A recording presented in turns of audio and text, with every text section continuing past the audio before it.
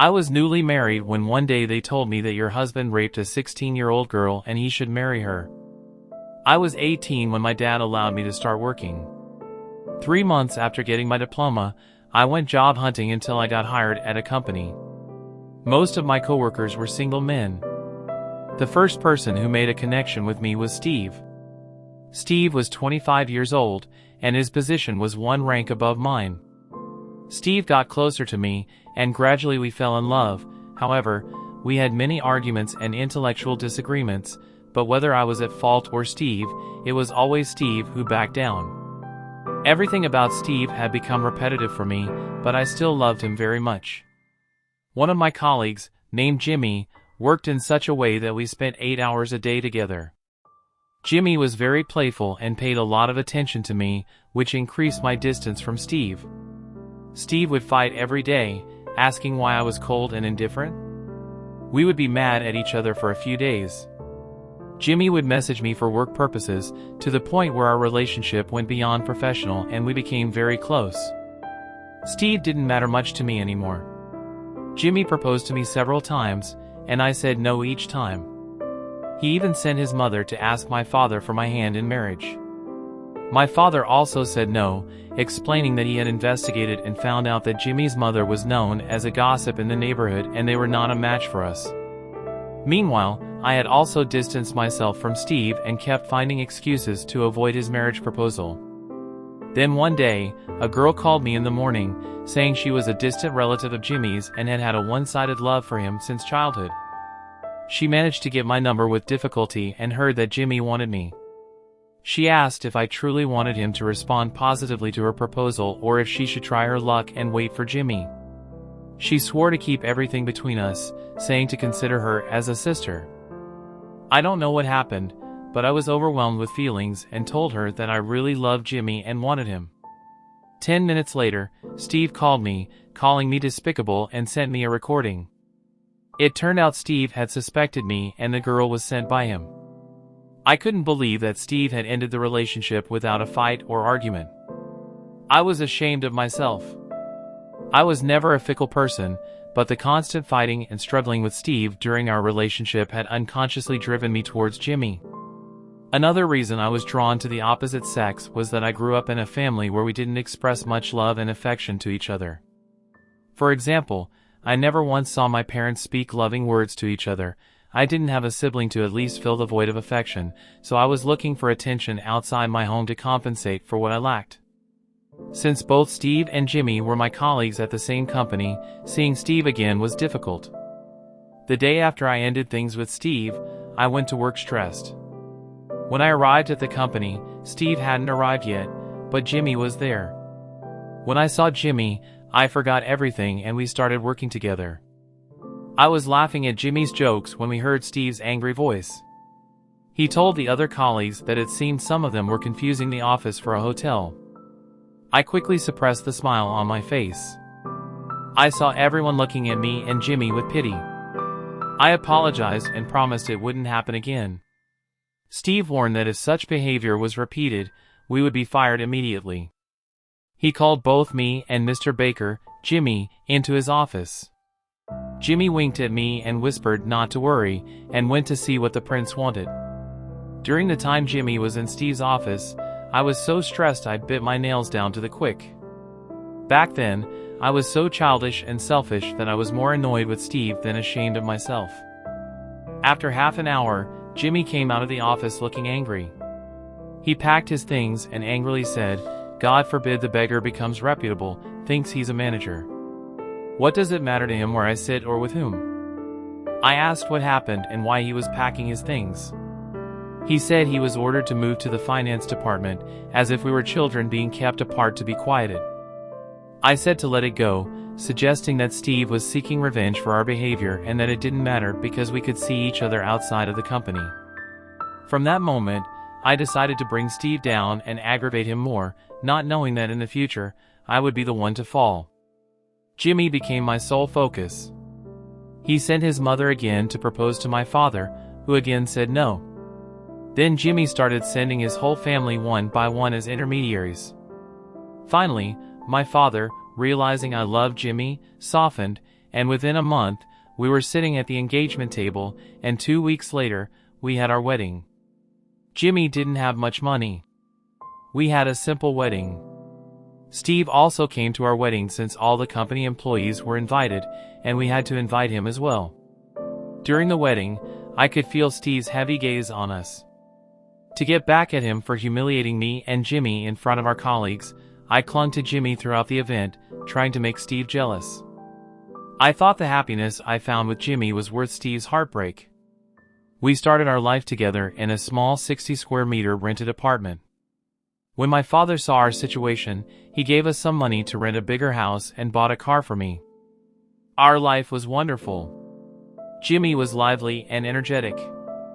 Every evening we went to amusement parks, mountains, parks, and I felt like the happiest woman in the world until a few months after the wedding when my mother-in-law started complaining about us not having children yet.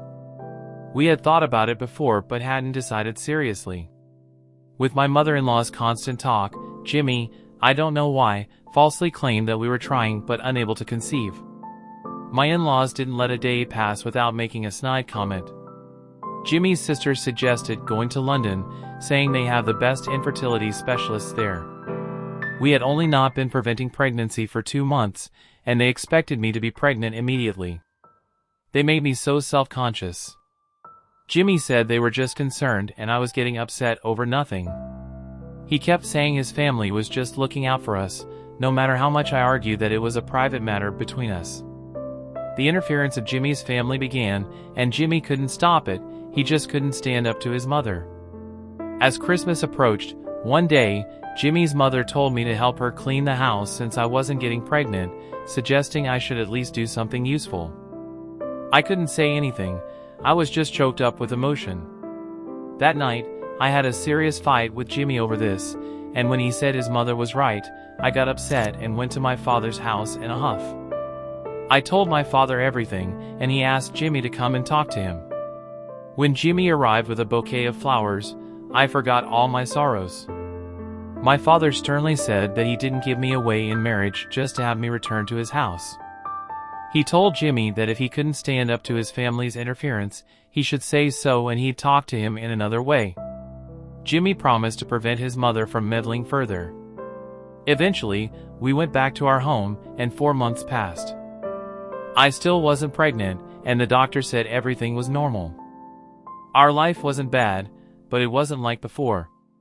The realities of life were starting to show. Being young, I thought life was always about laughter, fun, and enjoyment. Jimmy had been irritable for a while. He was always on his phone, having secretive conversations, and whenever I asked, he said it was work-related and made various excuses.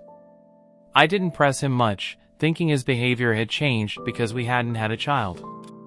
Then one morning, I woke up and pulled back the curtains to let the sunlight in, only to be shocked by what I saw. There were over 100 broken eggs in the yard, all over the car. I was so scared and surprised that I was speechless. I yelled and showed Jimmy the yard. I was so stressed at that moment that I didn't notice how pale Jimmy had become. I wanted to call the police, but Jimmy stopped me, saying it must have been the work of neighborhood kids, some of whom were very mischievous. He somehow convinced me not to call, but I had a nagging feeling something was wrong. Jimmy went out to clean up the yard and the car. While he was doing that, I went to use his phone to call my father, as my phone was out of charge. I noticed Jimmy's phone was turned off. When I asked him why, he said not to turn it on as he had argued with a friend and didn't want to deal with their calls. I was a bit suspicious, but I was so naive that I didn't entertain any negative thoughts. A few days later, our fridge was empty. I went shopping, and when I returned and entered the yard, I was shaken by the sight of bloodstains leading to the building. My body shivered, and I dropped the shopping bags. With trembling legs, I approached the house. The door was open, and we had a tall iron shoehorn at the entrance, which I grabbed and cautiously entered the house.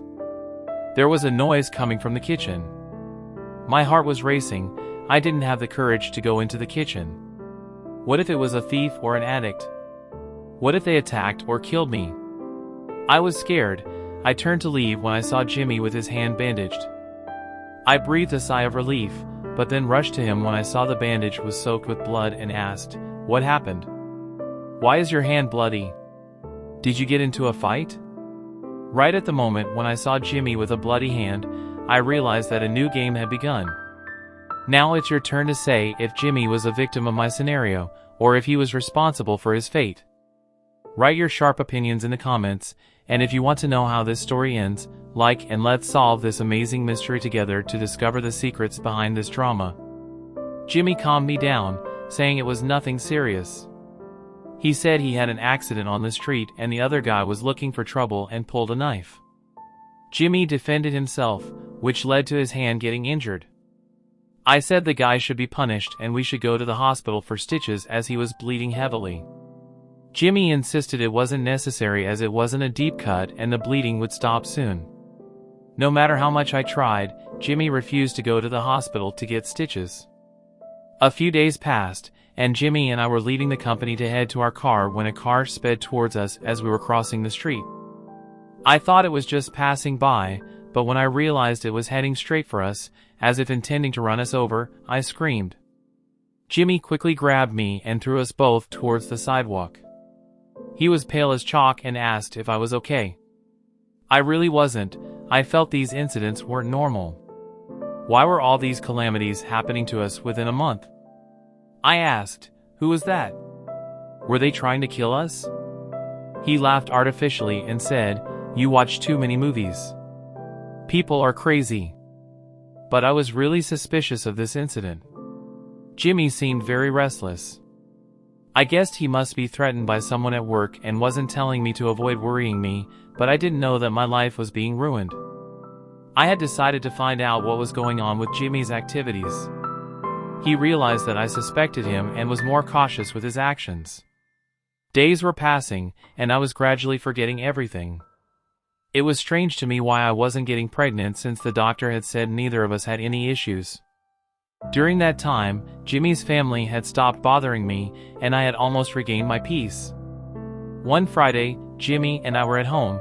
I was cooking, and he was watching TV when our doorbell rang. I dried my hands and answered the intercom, but no one was there. Just as I was about to return to the kitchen, the doorbell rang again.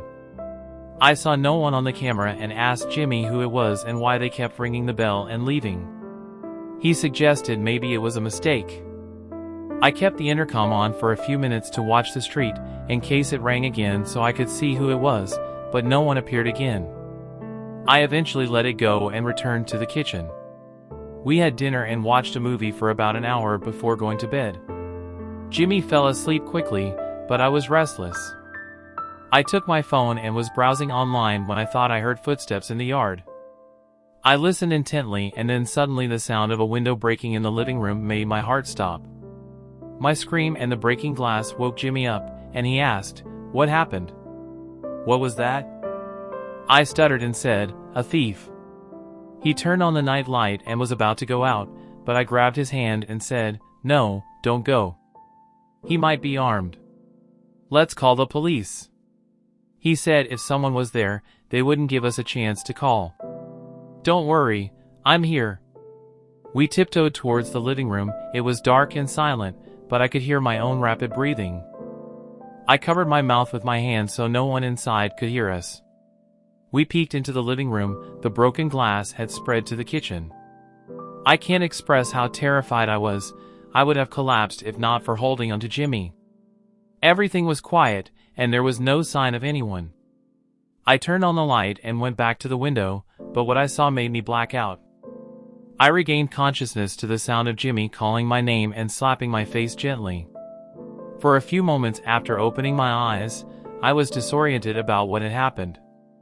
But seeing the window and the blood smeared on it, I understood. I quickly asked Jimmy, "What's that blood? Why aren't you speaking? What's happening here? Why do bad things keep happening to us?" "Look, Jimmy, if you don't tell me what's going on right now, I'm packing my things and going to my father's house." Jimmy looked down, upset, and said, "I don't know anything, Roz. Why do you think this is my fault?" I scoffed and said, "With your recent behavior and suspicious phone calls, what else should I think? Why won't you tell me what's bothering you? Look, if you're in trouble, we can fix it together, just tell me. I'm going crazy here, I'm so stressed. He hugged me and said, my dear, forgive me for causing you pain. I didn't tell you anything because I didn't want you to worry, but I need to figure something out about this situation. I said, who are they? Speak clearly so I can understand. He explained, one of the companies we have a contract with has committed tax fraud.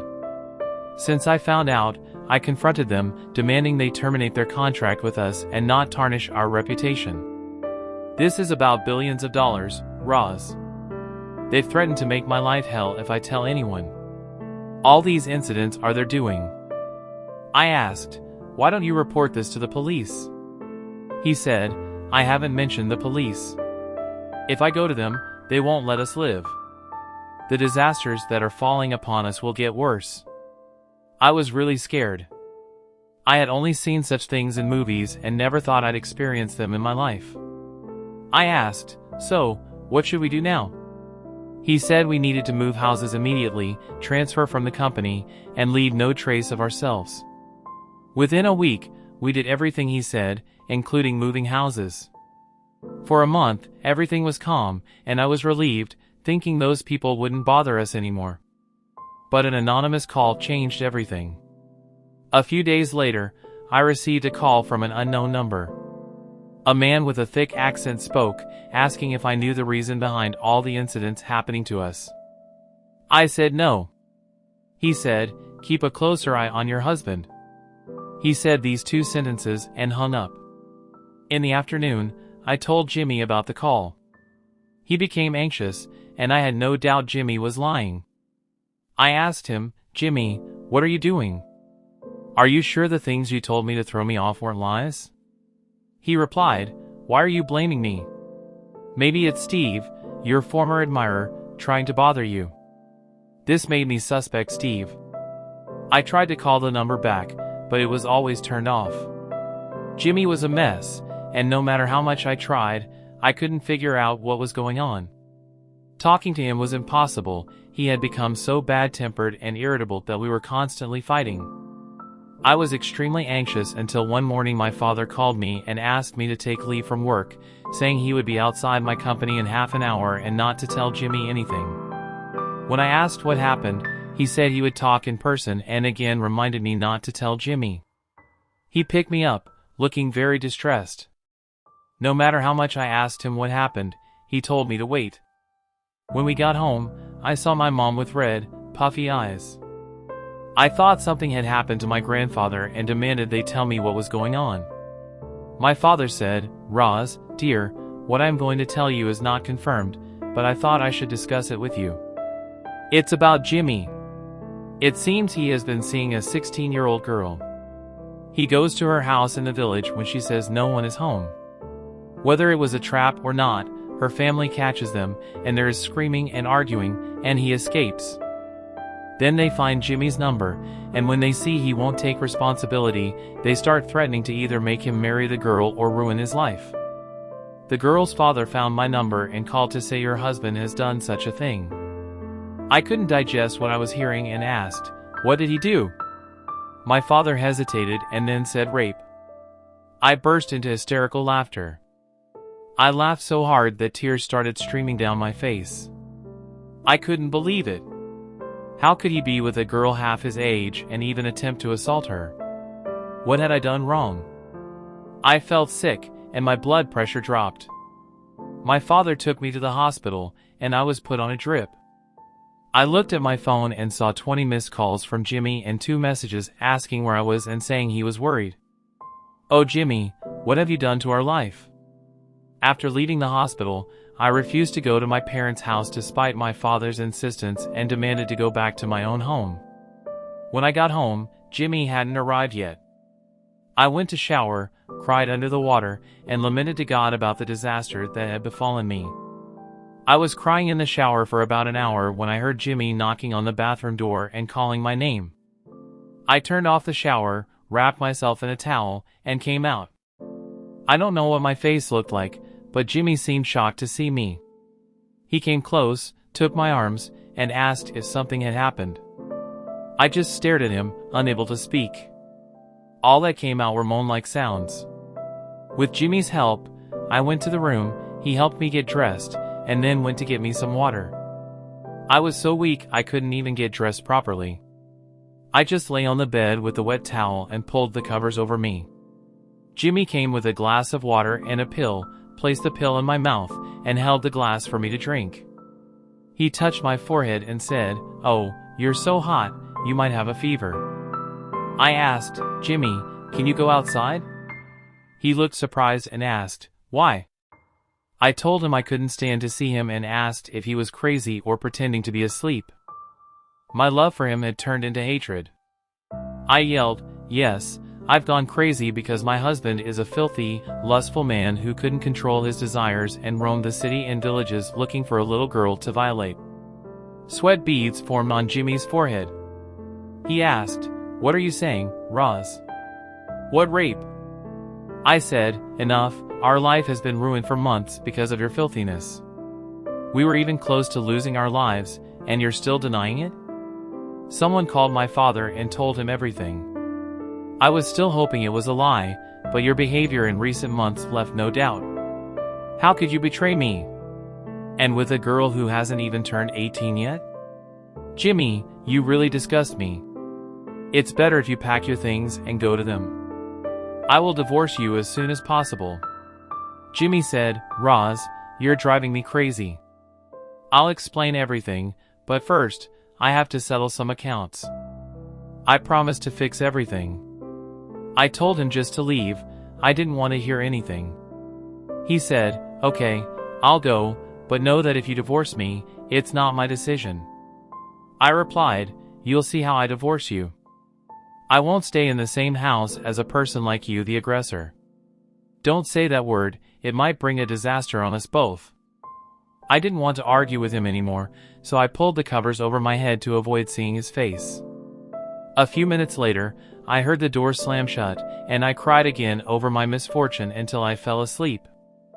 I was awakened by the ringing of my phone. The house was in complete darkness, it was night. I picked up my phone, it was my mom checking in to see what had happened and what Jimmy had said. I told her he claimed it was a lie and he would prove it, but I didn't believe him. My mom advised me not to ruin my life over a phone call and to wait, maybe I was mistaken. I was too tired to argue and hung up. Jimmy didn't come home that night, and the absence stretched to a week. Despite hating him, I was getting worried. I tried calling his phone, but it was off. I thought, what if something bad had happened to him? The worry wouldn't leave me until finally, after a week, I heard the sound of keys. I ran to the door and breathed a sigh of relief seeing Jimmy, but then I shouted, asking where he had been and why his phone was off. Jimmy came towards me with his head down, apologizing. His words were cut off by the entrance of a girl who pushed the door open and barged in. Jimmy turned and yelled at her, asking why she didn't stay in the car as he had told her to. The girl, ignoring Jimmy, approached me and casually asked which room was hers. I was staring at her open mouth when she suddenly said, "Oh, sorry. Our husband didn't have time to introduce us." She extended her hand towards me and said, "I'm Emily, Jimmy's second wife." My ears were ringing. I pushed her hand away and told her she had no right to be in my house. I turned to Jimmy and said, "So, this is what you've done, huh? Disgusting. Both of you, get out of my house right now." Jimmy said, "Roz, let me explain." He pulled my hand and forcibly took me to our room, and just before he closed the door, I saw the devilish smile of that little snake. Jimmy said, "Roz, I went to solve everything and to end their threats that they would sue me. But they came at me with their whole family, threatening that if I didn't marry their daughter right then, they wouldn't leave you alive." I resisted for a couple of days. But when her brother made a video call and showed you in the distance, I had to give in to their demands. Yes, I admit I made a mistake. I had been seeing her for a while, and the day I went to their house was wrong. I didn't think it would come to this. But I didn't assault her, she lured me there. It's clear she planned this to come to Manchester. Roz, please don't leave me. I'll divorce her in a month and make it up to you. Just stay. I laughed at the audacity of the man I once loved. I said, "What kind of creature are you? How can you even say these things? Look, unless I get you both out of my house, I won't rest easy. Get out, you disgust me. How can you be so low?" He retorted, "How about when you were with Steve and left him as soon as you saw me? Wasn't I low then? Weren't you?"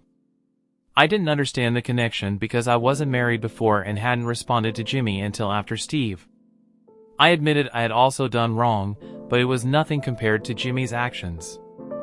I couldn't take it anymore. I opened the room door, went to the girl, grabbed her hand, and threw her out of the house. I told Jimmy if they didn't leave immediately, I would call my father. Since my father had paid most of the deposit for the house and the lease was in my name, I had the right to kick Jimmy out. Jimmy said I couldn't force him out of his house. I countered that I could because he had married another woman without my permission, a legal offense. I threatened to sue him and get him jailed, so he should pack his things quickly.